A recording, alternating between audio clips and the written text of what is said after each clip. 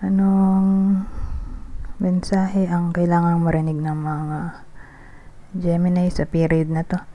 Pwedeng nangyayari na itong magiging reading o mangyayari pa lang. Kung hindi man para sa inyo itong magiging reading, di baka para sa someone na malapit sa inyo o sa someone na kakilala niyo mismo.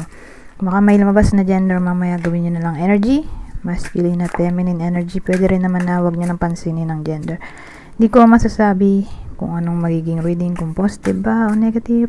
Depende sa kung anong mapipick up kong energy. Walang masama kung papanorin ang Sun, Moon at Rising sign, kasi baka alin man sa mga yan ay mag-resonate na sa sitwasyon nyo. So may 2 of Swords tayo.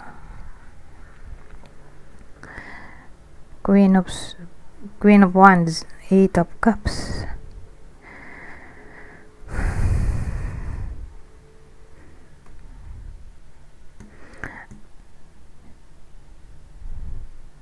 Ano kaya itong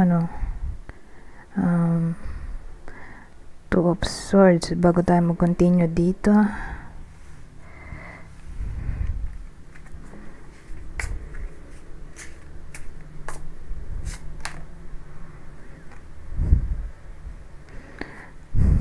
Well, ang dating sa akin, may someone na nagpo-procrastinate sa 2 of Swords. Okay? So, probably ito gusto niyang mangyari. Maging satisfied sa takbo ng income o pera, or magbunga ang pinaghihirapan,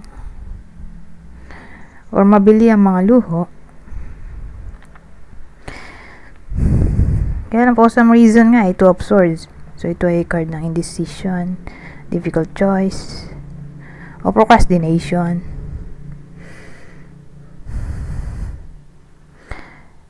Ngayon, whether nangyayari na yun o mangyayari pa lang, ang dating sa akin, dito na tayo papasok sa Queen of Wands. So, pag Queen of Wands, ito na yung card ng pag-take action. Okay? Kakaroon na ng energy. Hindi na magpo-procrastinate. Ang iba sa inyo, kakaroon na ng passion o drive or energy. Itong taong tong kinukwento ko, na makuha niya nga yung 9 of Pentacles. So, anything na inaasam niya materially or may kinalaman sa stability,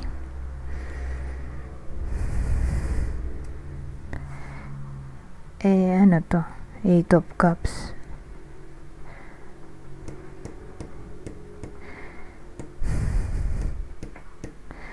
Kasi ang mangyayari, kakaroon ng somewhat exploration. Yung bida natin, or sabihin natin, kasi journey rin ang meaning nito So, ang dating ano mga bang embark, pumapasok sa isip ko yung meaning ng embark, kaya hindi ko alam anong meaning ng embark, ano sa Tagalog yun. Ito ay nahanap ko na sa Google Translate. Embark, pasukin, pumasok, simulan, magsimula, lumulan sa vapor, sumakay sa vapor. Di embark nga, embark in a way na magsisimula, mag-start, mag-begin, o mag-initiate ng action. Okay? Embark action. So, mag-take action na nga. O iba ng path. Pwede rin ganun. So, dati, ito yung path niya, iibahin niya. So, dun papasok yung exploration or evolution. Basta mahalaga, may good change na maaaring mangyari sa iba sa inyo. Okay? Lalo na nga kung nag-procrastinate o magpo-procrastinate sa topic ng Nine of Pentacles na may kinalaman sa provision ng labor,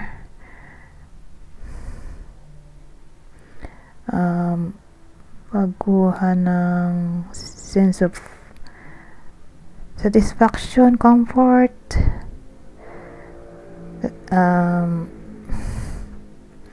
mabili ang mga luho,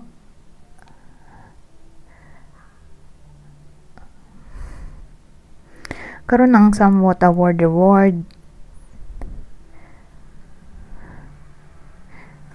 o promotion, pwede rin. Anyways, dito naman tayo.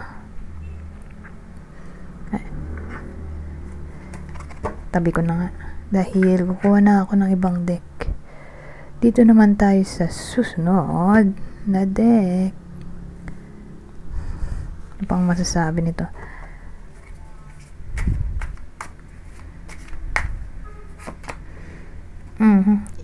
Indulgement,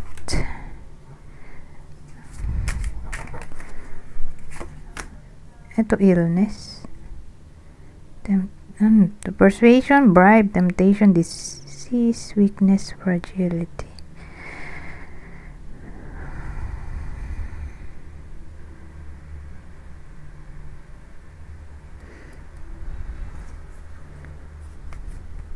Well, ang dating sa akin, hindi matatanggihan ng iba sa inyo itong bribe for some reason. So, malaki ang chance na masilaw sa pera ang iba sa inyo. So, sa tawag dito, sobrang pangangailangan ng pera. Maaring may gawing kalokohan ng iba sa inyo. Or kung di man to literally tumama sa inyo, di may kakilala yung iba sa inyo na ganito. Hirap tumanggi sa bribe, temptation. Yan yung disease niya dito. Hirap siya mag-say no kahit alam niyang mali. Pwede rin ganun. So, kung di man bribe, literally, di magiging hirap mag-say no sa something na alam sa sarili na mali. Pero nahihiya nga mag-say no. Walang lakas mag-say no. Lakas ng loob mag-say no. Di, ang ending, na-take advantage. Pwede rin ganun ma-take advantage o na-take advantage ang iba sa inyo dito. Yun na yung illness dito. Kasi, di naman niya dapat gawin yung pinapagawa sa kanya. Kaya lang, di nga siya makatanggi. Siya na tuloy yung gumawa. Pwedeng ganun. Or di naman niya responsibilidad. Siya na rin umako. Dahil hirap nga mag-say no.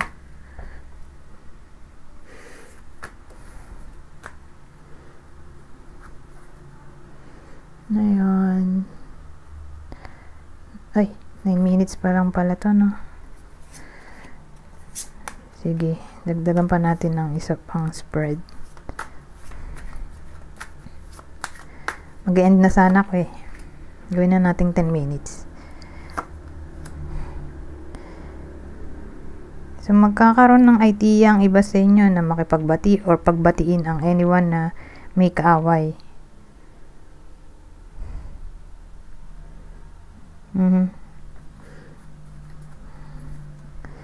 So, magti 10 minutes na, no? Dagdagan pa natin.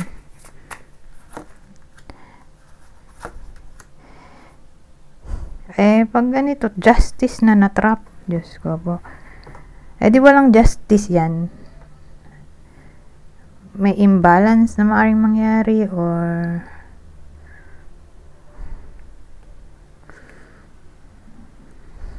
parang injustice ba? Imbalance, injustice, crime,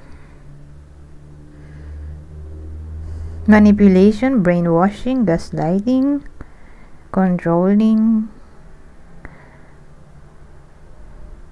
abuse ng power. Papasok dito, dishonesty, OMG, or irrational thinking. So again, kung di man kayo yung tamaan ng ganitong klaseng sitwasyon, baka tumama dun sa kakilala nyo na yun nga, sa kanila tumama to. Sila yung maka-experience ng mga sinabi ko. Anyways, 11 minutes na to. So, dito tayo mag-end. General advice para sa period na to. Basahin ko na lang.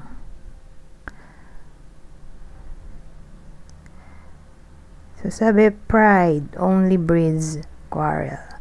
Itong Proverbs, mukhang sa Bible to galing.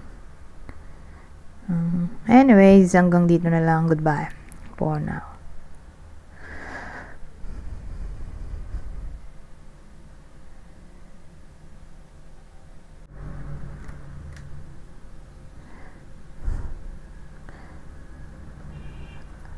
Anong mensahe ang kailangang marinig ng mga Gemini sa period na to?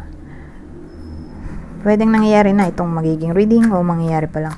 Kung hindi man para sa inyo, itong magiging reading natin, di ba para sa someone na malapit sa inyo o sa someone na kakilala nyo mismo. Baka may lumabas na gender mamaya, gawin nyo na lang energy, masculine at feminine energy. Pwede rin naman na wag nyo nang pansinin ng gender. Hindi ko masasabi kung anong magiging reading, kung positive ba o negative. Depende sa kung anong mapipick up kong energy. Walang masama kung papanoorin ng Sun, Moon at Rising Sign kasi baka alin man sa mga yan ay mag-resonate na sa sitwasyon nyo. So, ito yung sinasabi kong energy. Okay? Yung ano ba yun? Masculine at feminine energy. So, ngayon, feminine energy, So, pwedeng tumama to sa babaeng tao or lalaki kung introvert. Alamin natin anong meron dito sa Divine Feminine.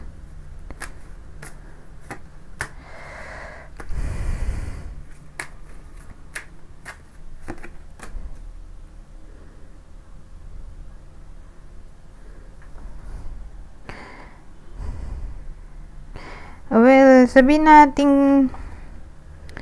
nagkaroon ng arguments, disagreements na-involve tong Divine Feminine natin sa clashing. Ayan, basahin ko na lang. Clashing, discord. Ang dating may good news daw na paparating. Tingin ko yung good news ay all about reconciliation. Dahil may someone na maaring mag-initiate ng action para magkabati na.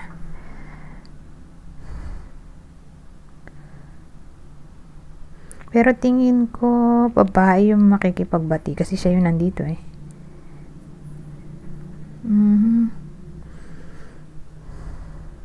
O willing nang magkabati. Pwede rin.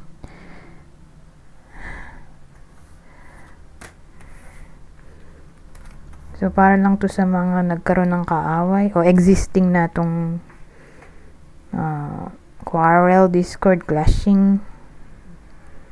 So, kung existing na o nangyayari na tong binanggit ko kanina, posible na nga yung reconciliation dito sa period na to.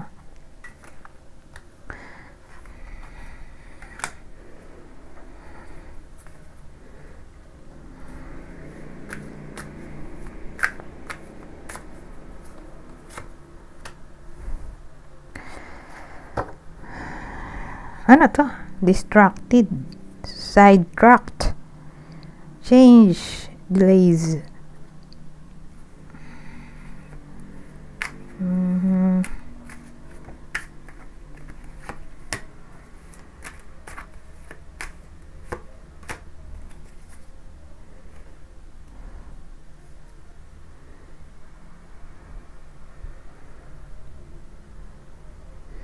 So, saan tatama to?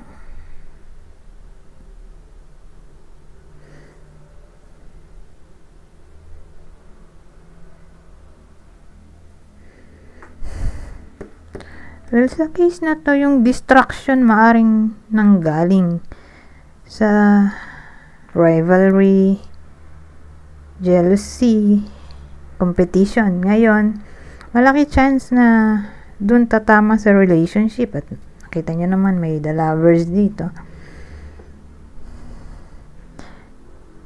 So, whether nangyayari na to o mangyayari pa lang, ito ang possible ending yan.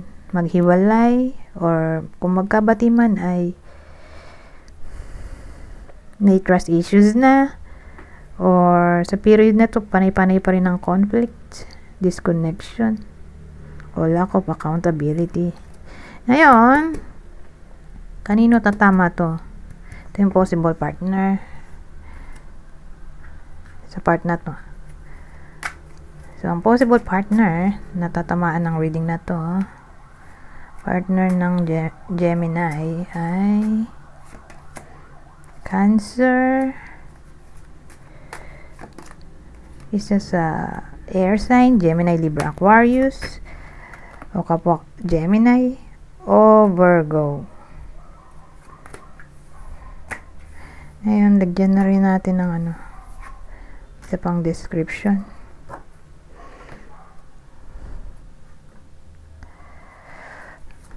Same instruction. Kung hindi man tumama sa inyo tong clue, edi baka tumama sa person nyo, kakilala o idol. Ito ang possible clue. So, kunin nyo lang yung clue na sa tingin nyo fit sa sitwasyon nyo o sa kakilala nyo. May someone na very young. Pag ganyan, very young. Mga 29 yan pababa. May someone dyan sa mag-lovers na maaring nasa edad 29 years old and below, or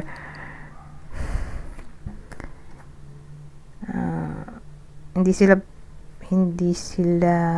magkaedad. May isa dyan na mas bata, pero malaki chance na mas bata sa bida ito. Ang relasyon niya mas bata sa kanya.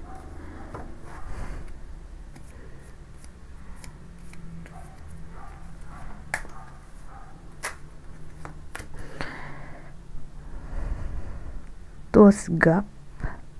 So, ayan, may uwang sa ngipin, or kung di man uwang, tulad niyan, isa lang. Baka hiwa-hiwalay ang ngipin. Pwede rin. So, medium skin tone. So, parang tayo lang mga Pinoy, hindi maitim, hindi rin maputi. Sakto lang. Parang tan.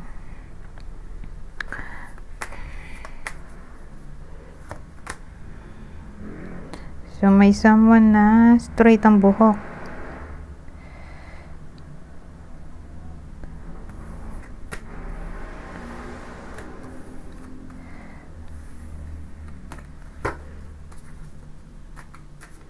Anyways, dito na tayo sa susunod na scenario.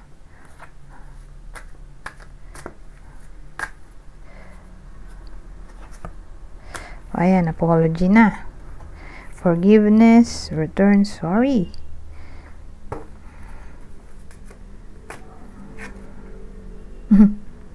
Pares lang to, saka to. Kaya lang, pares sila kung ganito. Hindi pala parehas. Wait lang.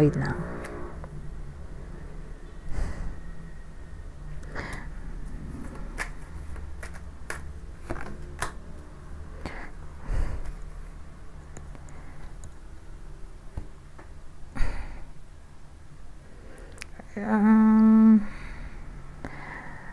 dating kasi dito, baliktad yung no? Baliktad yung dalawang card, So, pag ganyan, posible ba yang forgiveness? Malabo. Kasi nga ito, sending or receiving of apology. Kaya nang baliktad, di. Ayaw makipagbati. Binaliktad ko lang. May someone na ayaw makipagbati. May someone na gusto, may someone din na ayaw. Ito na burnout. Kasi may tayo Four of Swords.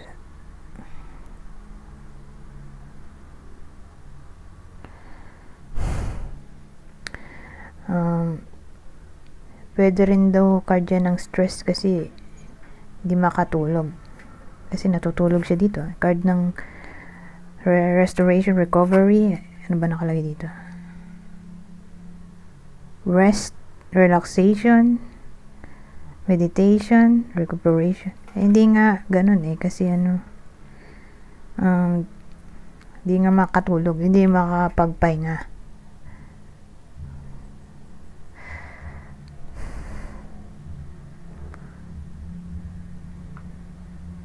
So, ganun ang dating.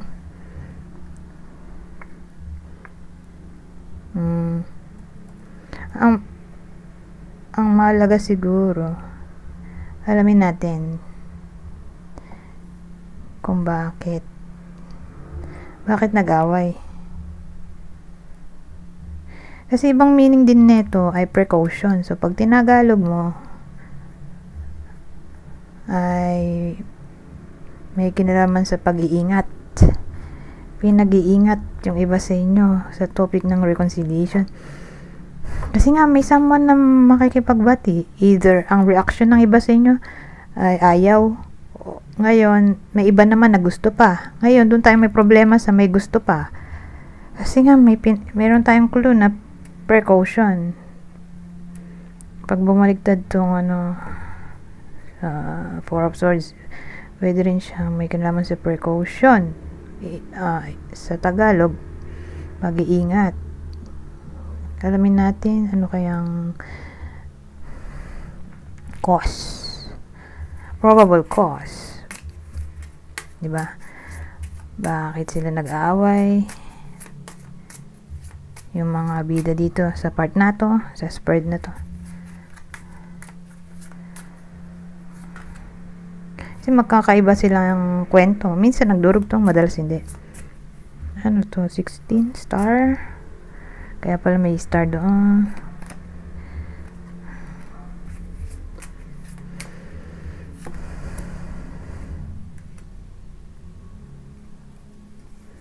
Ito ng probable cause.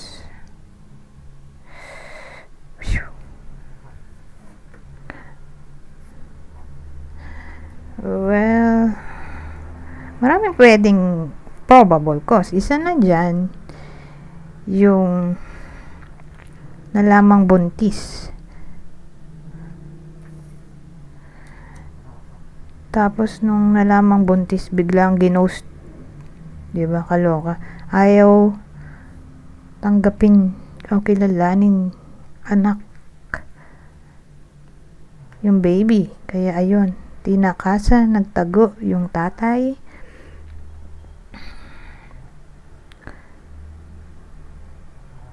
Unang senaryo. Pangalawa, hindi nagsustento.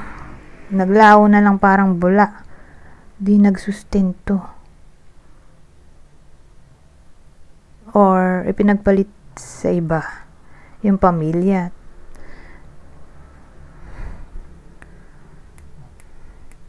Naghiwalay kasi kulang sa sustento. Or ipinagpalit sa iba. Iniiwan ang pamilya sumama sa kabit.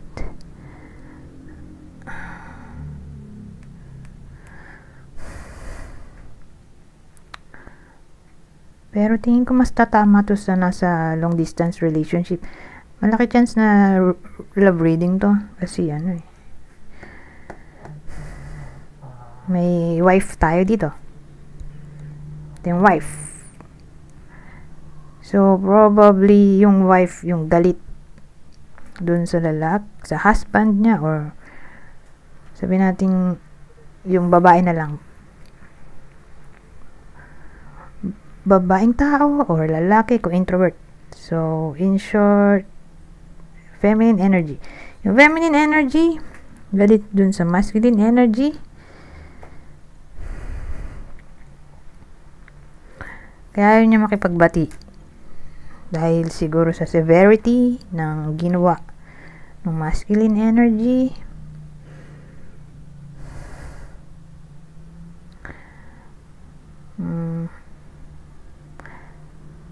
Pero again, malaki chance na long distance relationship o foreigner yung partner dito. O nasa abroad. May isa na nasa abroad or para silang nasa abroad. Pwede rin gano'n. Or kung di man nasa abroad, napalayo yung isa sa mag-lovers dahil sa work. Or baka magkalayo talaga sila. Nasa Pilipinas pero magkalayo. Kalayo ng bahay. Lalo na kung na-meet. Sabihin natin yung iba ay na-meet online. Doon sila nagkakilala.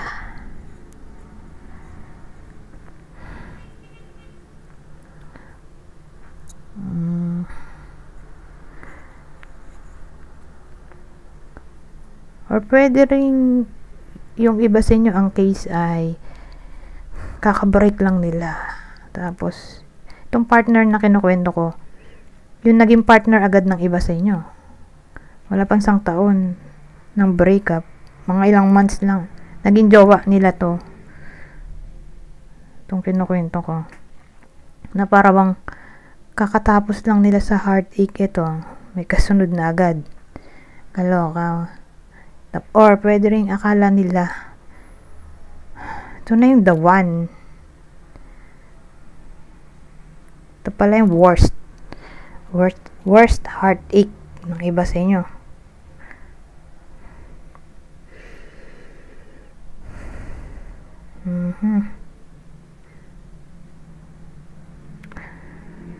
Pwede ring may someone dito na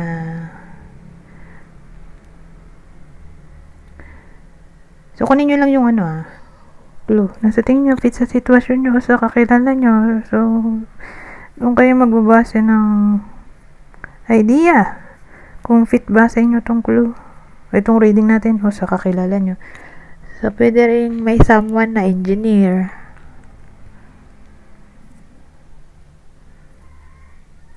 Engineer or scientist or IT. Computer science. Software engineer o kahit anong engineer, scientist, technologist, ano pa ba to?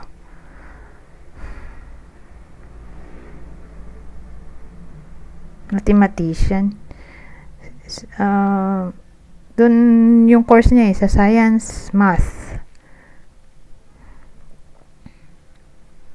Anyways, malawa kasi yun, no? Math at science.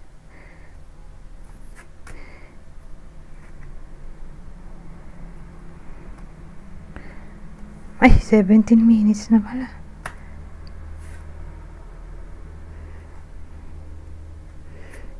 Nasobrahan tayo sa oras. Ngayon, maglalagay din tayo ng clue dito. Para fair.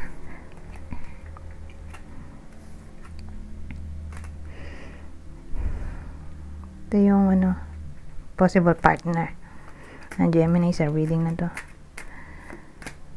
Cancer, Capricorn,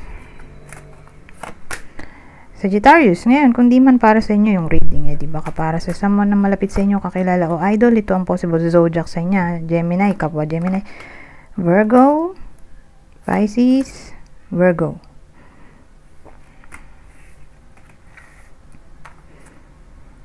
Maglagay din tayo ng clue kanina. Yung isa pang clue. Kaya lang, dapat pala tinanggal ko yung yung mga nagamit natin kanina, baka mulit. Anyways, same instruction.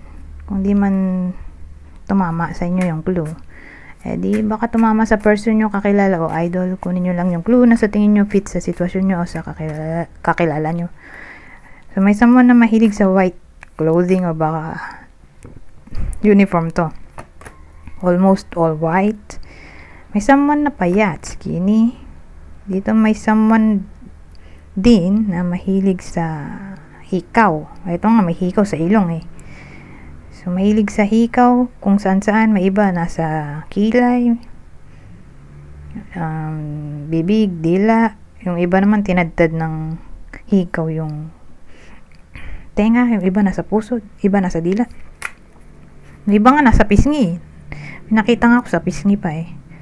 So, depende kung saan ang trip.